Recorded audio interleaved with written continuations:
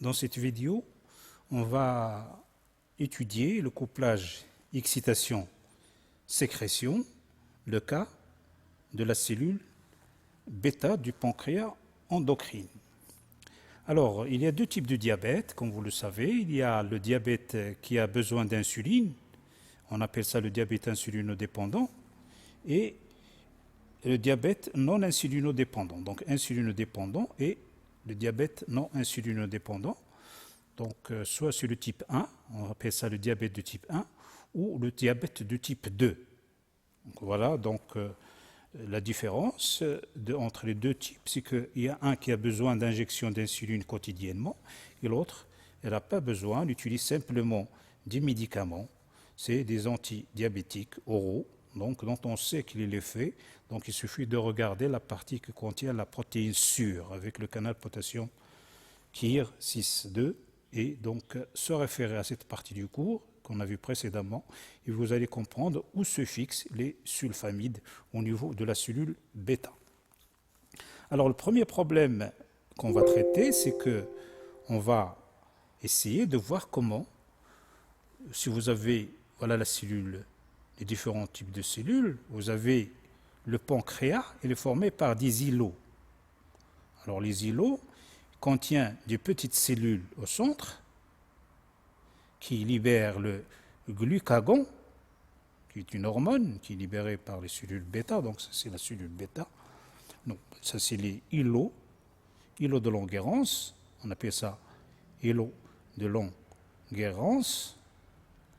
Et vous avez des cellules A, qu'on appelle des cellules qui libèrent le glucagon, qui augmentent le taux de sucre de glucose dans le sang. Et on a des cellules B, ou cellules bêta, qui sont beaucoup plus grosses, qui sont situées au niveau de la périphérie de l'îlot et qui vont libérer de l'insuline. L'insuline, il a pour rôle de diminuer le taux de sucre, de glucose dans le sang. Donc, si je répète, vous avez des cellules centraux, petit diamètre, qui libèrent le glucagon, et vous avez des cellules vers la périphérie qui sont beaucoup plus grosses, beaucoup de diamètre beaucoup plus important, qui libèrent l'insuline. Donc, le glucagon augmente la quantité du sucre dans le sang et l'insuline diminue la quantité du sucre dans le sang. Alors, il y a aussi parfois des petites cellules avec un diamètre intermédiaire. Ce sont des cellules qui vont libérer de la somatostatine. C'est une hormone qui est très importante, que vous allez étudier l'année prochaine lorsque vous allez faire la digestion. Donc la somatostatine. Voilà, donc l'îlot de Langerhans. Donc si j'observe un petit peu sur le plan anatomique comment ça se présente, voilà l'îlot de Langerhans. L'îlot de Langerhans, vous avez un îlot ici, vous avez un deuxième îlot ici qui est visible, et les îlots de Langerhans sont répartis dans la masse exocrine du pancréas. Alors, à fort grossissement, voilà donc l'îlot, à fort grossissement, vous voyez que ce sont des cellules qui libèrent, donc c'est la caractéristique anatomique des cellules endocrines à sécrétion protéique. Ici, vous voyez que tout ce qui est coloré en rouge, et vous avez des cellules qui est un peu colorées en bleu. Donc, sécrétion du glucagon, il y a les cellules A qui représentent 15 à 20% de la population cellulaire et qui libèrent le glucagon, et les autres cellules qui libèrent de l'insuline. Donc, tout ce qui les granules des cellules B sont sélectivement colorés en bleu. Donc, les cellules bleues ici, c'est les cellules B qui libèrent l'insuline, et les cellules rouges, que vous voyez ici, elles sont rouges, c'est les cellules A qui libèrent le glucagon.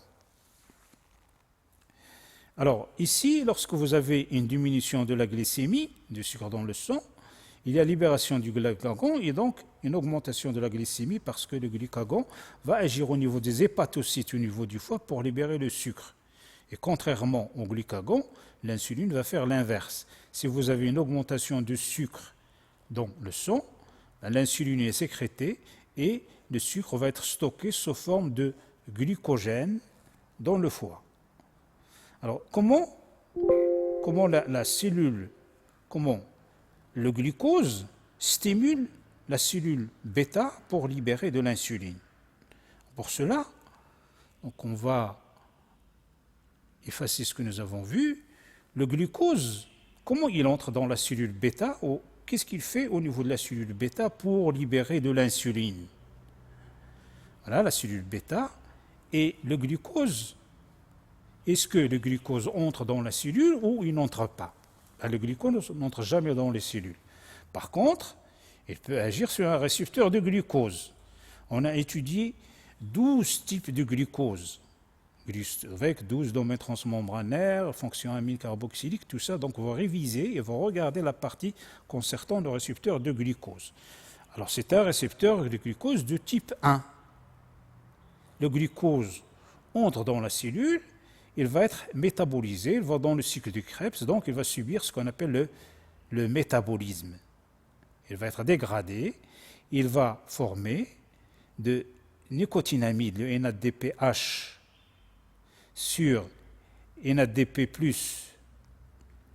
va augmenter, les protons H+, vont augmenter et l'ATP va augmenter. Donc, chaque molécule de glucose va libérer 36 molécules d'ATP. Donc, il suffit de regarder le résultat du cycle de Krebs. Le cycle de Krebs vous dit qu'il y a formation des nicotinamides, il y a formation des protons H+, et il y a augmentation d'ATP. Très important. Donc, la pénétration de glucose, pas la pénétration, la fixation de glucose sur le récepteur et sa pénétration dans la cellule, il va agir donc sur un récepteur qui va le faire entrer à l'intérieur, le glucose étant métabolisé et il y a formation d'ATP. Donc jusque-là, tout va bien, on va voir un peu ici, donc voilà le rapport.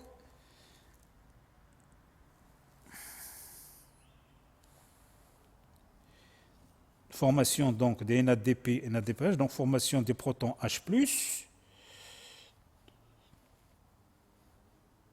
Voilà, proton H+, NADP H sur NADP+, va augmenter et la formation de l'ATP. Voilà comment le glucose agit sur la cellule bêta. Bon, le rôle de glucose, il est terminé, il est fini, il a formé l'ATP, il a formé les protons H+, et les nicotinamides. Par la suite, il va se passer la chose suivante. C'est que, au niveau de la membrane de la cellule,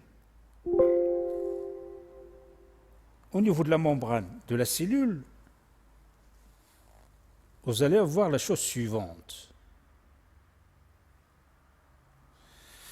Donc, le glucose entre par le récepteur GLUT1,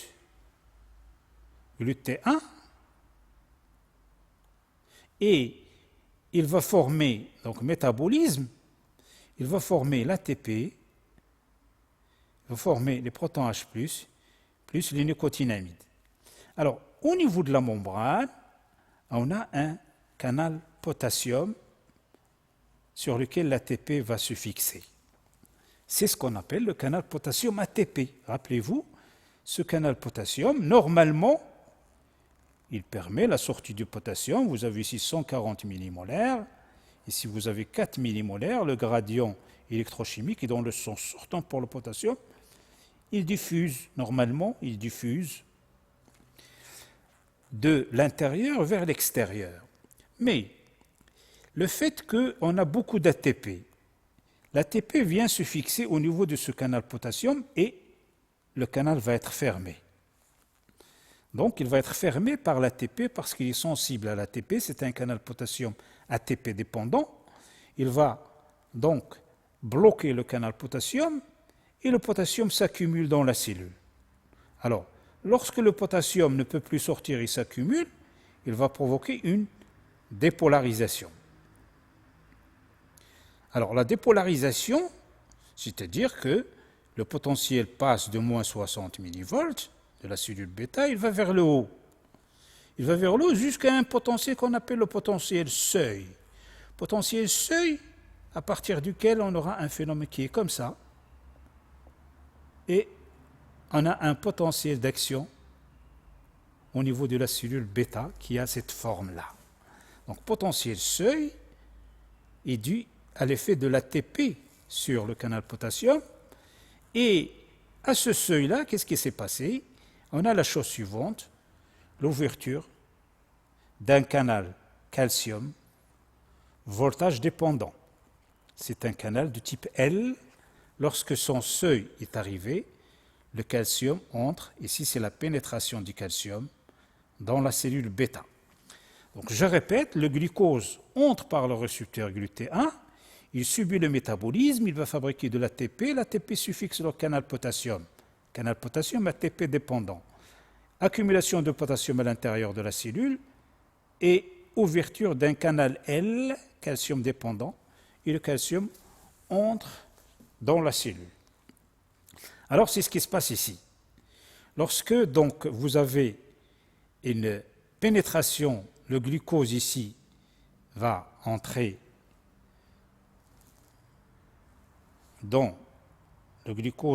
il va subir le métabolisme. Il va subir le métabolisme, donc le glucose entre, subit le métabolisme, et il va bloquer un canal potassium ATP dépendant, et le potassium va provoquer la dépolarisation. Et cette dépolarisation va activer un canal calcium dépendant. Voilà donc le mécanisme d'action du glucose. Le glucose, ce n'est pas lui qui provoque la dépolarisation, mais c'est l'accumulation du potassium dans la cellule qui provoque la dépolarisation et le calcium entre par le canal L. Vous aurez une augmentation de CAI, une augmentation du calcium interne. Alors, par la suite, il va se passer la chose suivante. C'est que, au niveau de la cellule bêta, vous avez ce qu'on appelle le cytosquelette. Alors, le cytosquelette, c'est la caractéristique des cellules sécrétrices. Il y a des microfilaments et il y a des microtubules. Alors ça, on va l'appeler les microfilaments, donc microfilaments. Et ici, vous avez des microtubules. Et ces microfilaments et microtubules retiennent ici des petites vésicules. Il y a des petites vésicules qui sont retenues ici. Ce sont des vésicules de sécrétion. Et ce qui va se passer, c'est que le calcium qui est entré par les canaux calcium du fait que l'ATP agit sur les canaux potassium, le calcium va se fixer sur ce cytosquelette. Le cytosquelette, c'est les microfilaments, microtubules.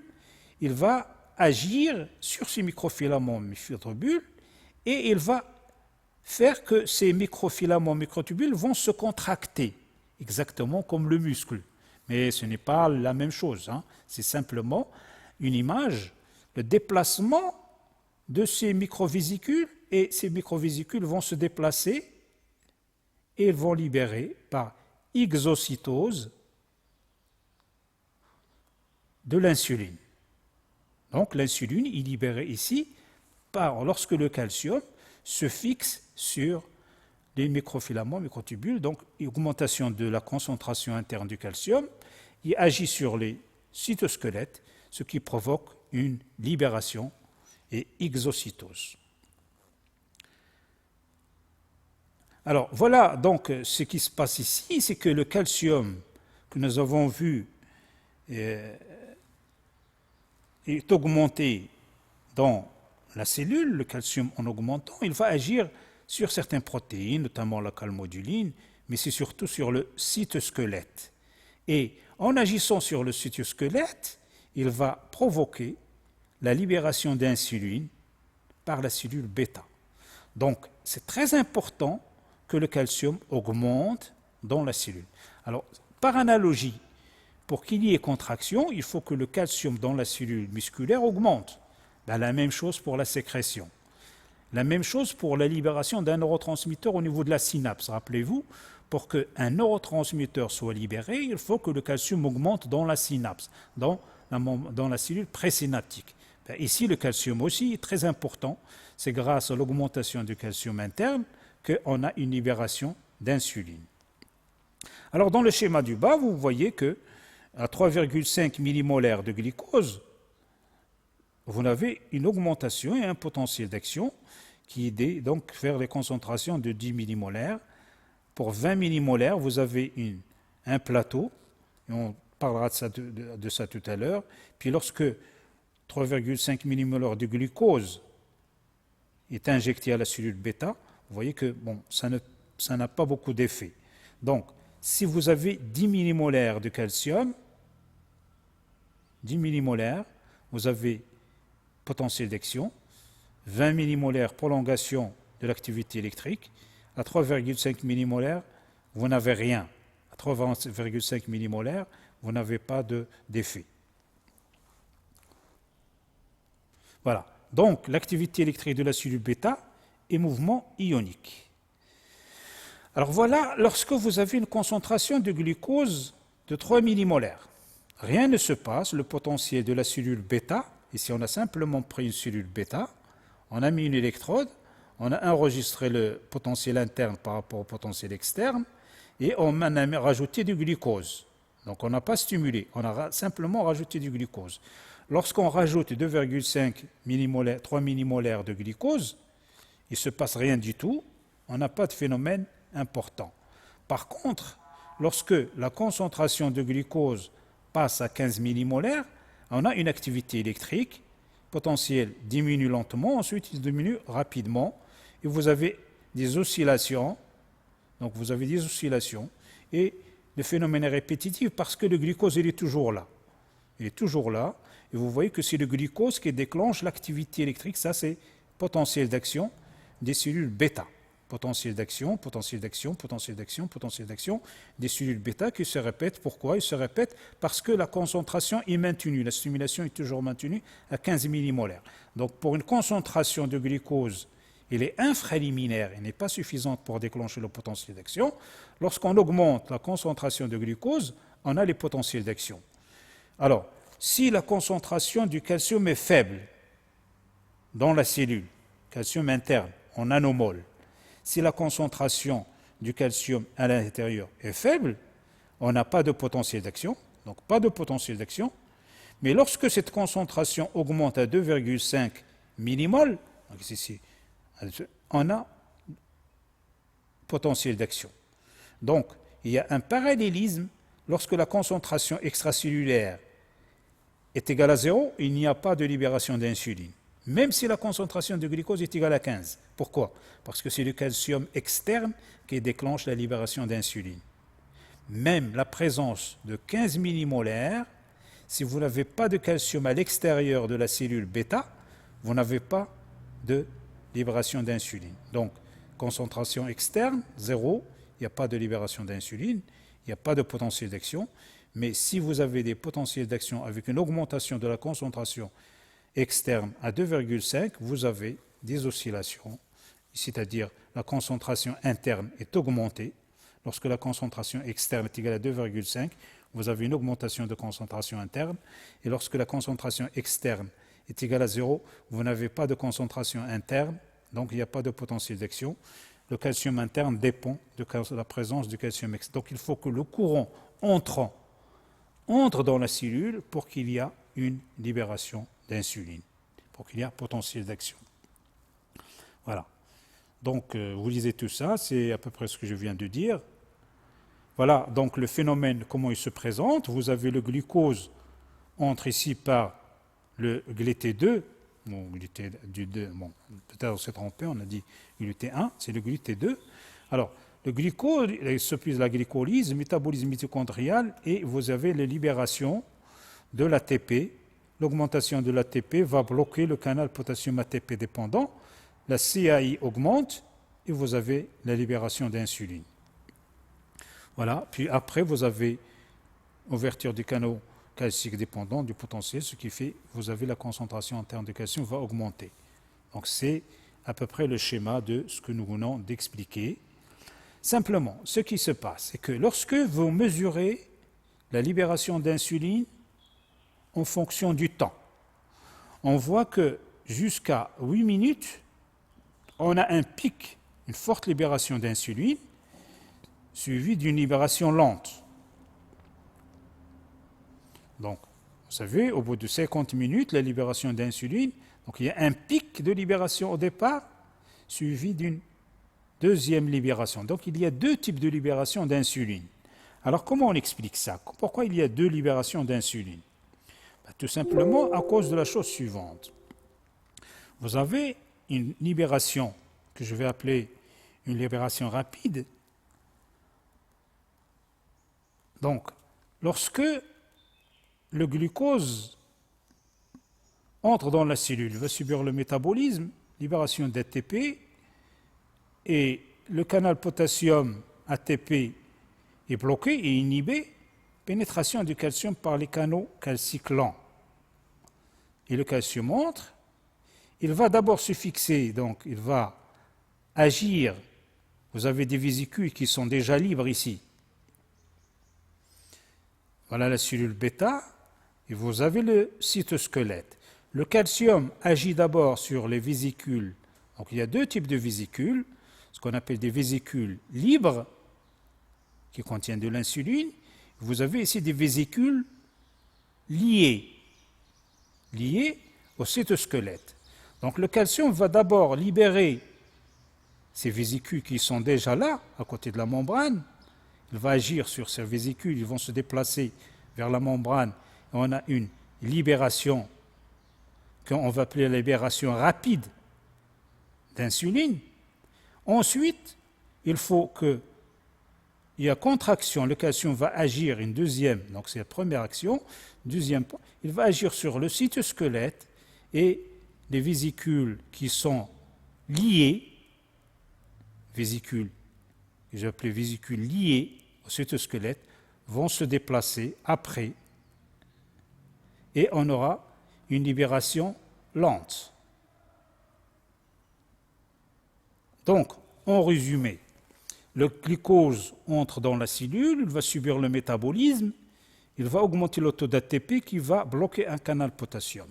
Le canal potassium va dépolariser la cellule et les canaux calciques longs vont s'ouvrir, le calcium entre et il va libérer, soit il va faire d'abord une libération rapide ici, où vous avez une libération rapide, suivie d'une libération lente de l'insuline. Donc voilà en résumé comment ça se présente au niveau. Donc vous avez une libération rapide et une libération lente. Donc libération rapide due à des vésicules qui sont libres. Et ici vous avez une libération lente à des vésicules qui sont liées. Voilà donc réponse biphasique d'insuline en fonction du temps. Et vous voyez ici que, j'ai toujours dit que le calcium est un ion très important. Il joue un rôle important dans la transmission synaptique. S'il n'y a pas de calcium, il n'y aura pas de transmission synaptique. Il joue un rôle important dans la contraction musculaire. Et comme nous venons de voir, il joue un rôle très important dans la libération d'hormones en général. Les hormones sont libérées de la même façon. On a simplement pris un exemple de la cellule bêta.